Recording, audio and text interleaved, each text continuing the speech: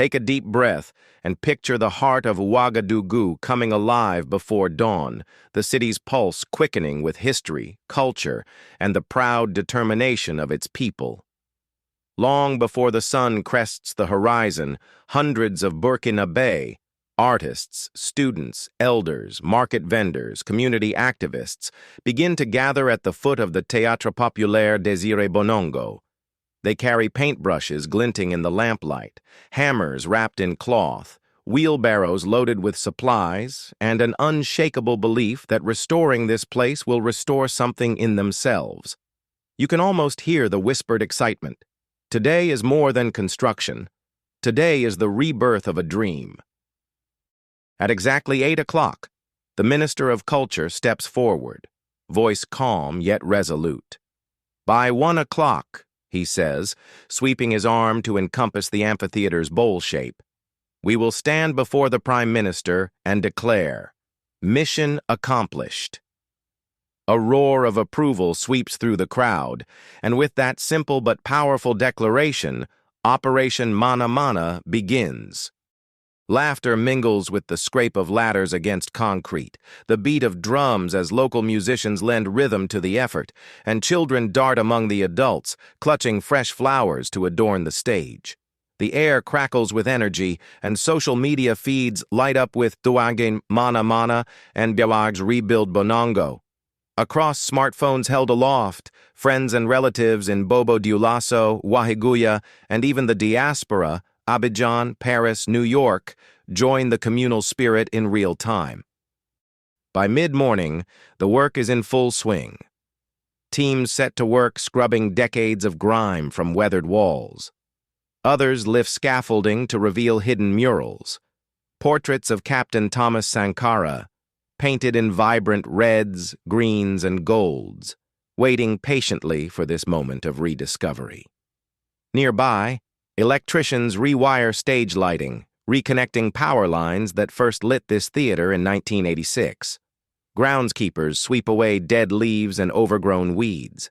Teenagers in matching green t-shirts distribute safety helmets, and elders recount stories of attending performances here as children, their voices trembling with nostalgia and pride. The minister pauses to address the gathered volunteers. Paint splattered and radiant, he reminds them that this solidarity is proof of the love you bear for culture. He urges the crowd to applaud Captain Ibrahim Traoré, whose decision to rekindle Sankara's legacy has inspired this wave of patriotic energy. Only a few years ago, such turnout for a cultural cause would have seemed impossible. Today, applause echoes off the half-restored walls, a living testament to the idea that a tiny ember of culture can kindle a blaze of national unity. Just weeks earlier, a specialized team known as the MBO unit meticulously prepared the site, clearing rubble, stabilizing crumbling walls, and pouring foundation for fresh concrete. Their tireless behind-the-scenes work set the literal groundwork for today's visible transformation. Local newspapers dubbed this phase the preliminaires, but to everyone here, it was the opening chapter of a story decades in the making. No retelling of Operation Mana Mana is complete without honoring Captain Thomas Isidore Noel Sankara, the visionary leader who first commissioned this theater in 1986. Sankara, often called Africa's Che Guevara, believed culture was more than entertainment. It was a tool for education, empowerment, and liberation. His design, a bowl-shaped amphitheater optimized for acoustics and community engagement, was decades ahead of its time. Yet after his assassination in 1987, many of his accomplishments were deliberately erased, murals painted over, monuments dismantled, institutions abandoned. The revolutionary flame flickered, but never died. On October 15, 2022, Captain Ibrahim Traoré vowed to restore Sankara's projects and ideals. Today's operation stands as the first tangible step in fulfilling that oath. As volunteers repaint vibrant murals where dull concrete once lay, they breathe life back into Sankara's vision.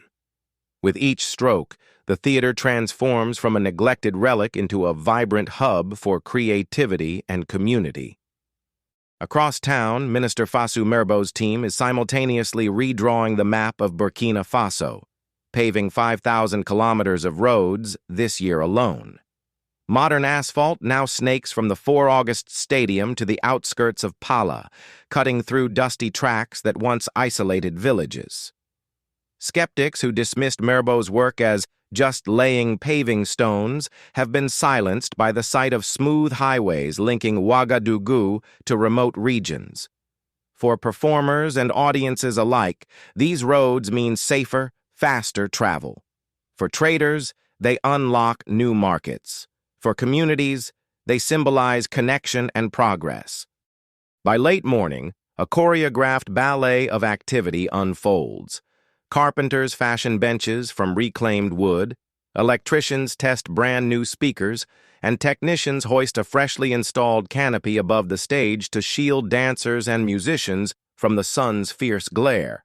Behind them, the amphitheater's semicircular stands take shape, ready to welcome audiences once more. Voices rise above the din as community members reflect on what this project means. Aisha, a drama teacher whose own students will soon rehearse here, wipes a tear from her cheek. To stand on this stage again, she says softly, connects us to our ancestors and inspires our children. This theater is part of our soul.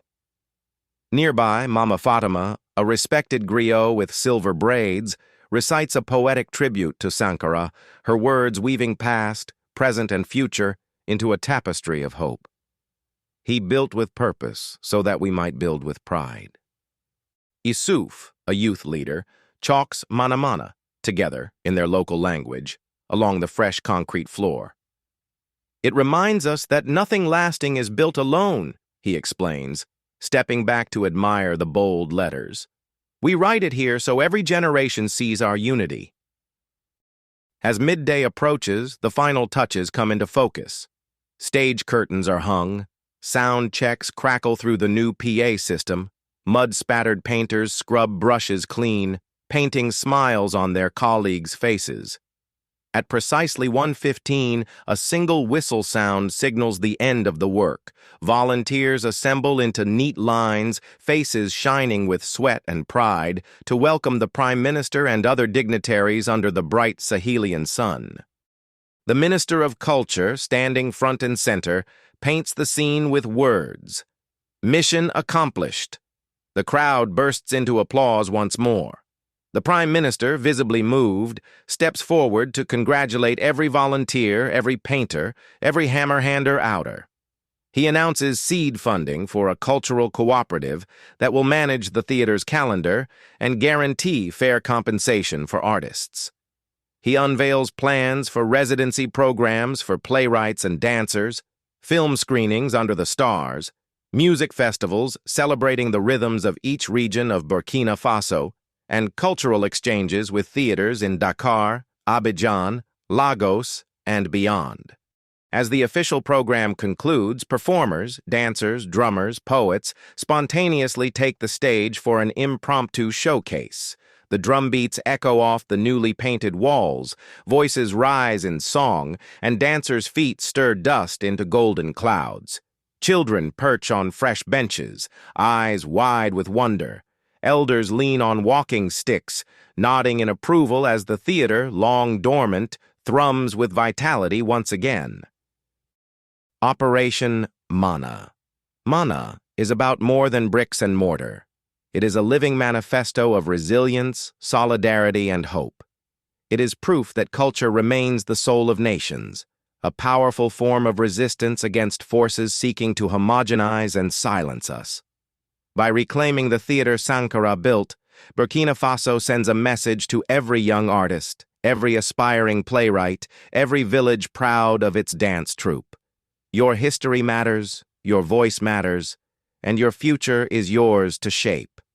In Ghana, Senegal, Nigeria, Kenya, and beyond, cultural activists are watching closely, taking notes on how heritage and progress can forge each other's paths. If you believe in this vision, if you feel the power of unity through art, support this story. Like this video, share it with your friends, and subscribe to Voice of Africa for more reports of Pan-African renewal. Together, we rise. Because in Africa, we don't just rebuild walls, we rebuild dreams, and we rise always together.